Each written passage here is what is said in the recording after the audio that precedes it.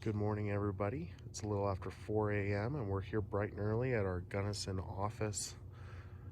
We are ready for some sage-grouse let counts. So stay tuned today with our ride along with CPW as we go look for some grouse.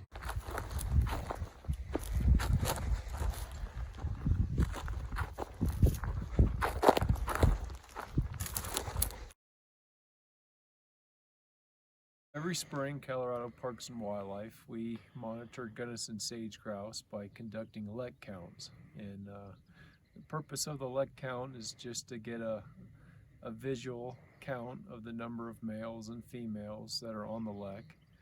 And what we do is we use the high male count for each one of those leks and an overall count of the males that we observed in that population to estimate the overall population estimate for the year.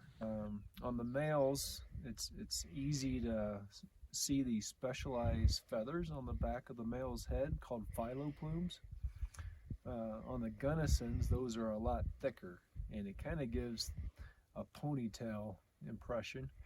And the males, when they're out dancing around and strutting, they kind of whip those phyloplumes over their head, and it's just a very easy kind of characteristic to differentiate between Gunnison sage-grouse and greater sage-grouse.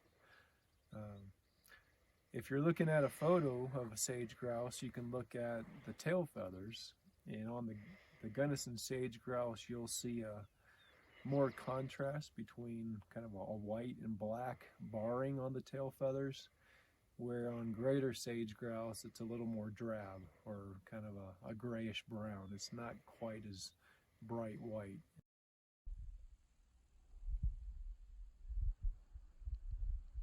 The risk of a predator, a coyote or a pack of coyotes walking into the lek, potentially flushing the birds, or golden eagles, red-tailed hawks, northern harriers. Those are three of the common avian predators that we commonly see, and if they fly over the lek, they commonly elicit a flush response from the grouse, and you hope you have enough daylight to get a good count before the birds disappear back to the sagebrush.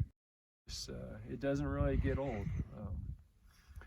Between the display of the grouse and listening to the calls, and being out there and watching just the world come to life, and starting to see pronghorn and deer and elk migrating from the low country, heading up into the high country, and moving through these areas. It's there's always something to enjoy, and even on those mornings when it's a little bit quieter and you don't see the number of birds you're hoping for, it's easy to stop and pause and just kind of look around and take in the scenery, and really just feel blessed that you have this opportunity, and